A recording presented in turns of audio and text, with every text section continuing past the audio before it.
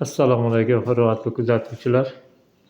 Mana biz tovuq, bedana jo'jalari uchun bo'ladigan broiler yasayapmiz. Hozircha biroz tushuncha berib o'tamiz. Buning 4 ta oyog'i bor, 4 ta burchagida. Mana bu yon tomonidan ko'rinishi. 2 ta oyoq. Nargi boshida ham xuddi shunday.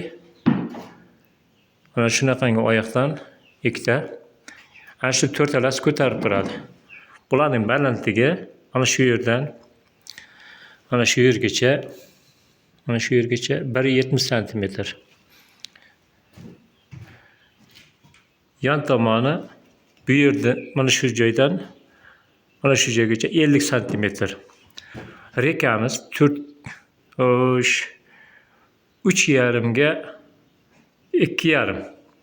Mana buni 45 cm'dan olganmiz. Bu 2,5, bu 2,5. 50 cm'da oladi. Demek 1, 2, 3, 4, 5, 6, 7, 8, 9 qator. 9 qator mana 1, 2, 3, 4, 5. Mana shu 45 cm'lik ko'tarmalardan 45 ta bor. Xo'sh, endi mana bu eshik joyi, mana bu eshik joyi 1 metr. 1 metr.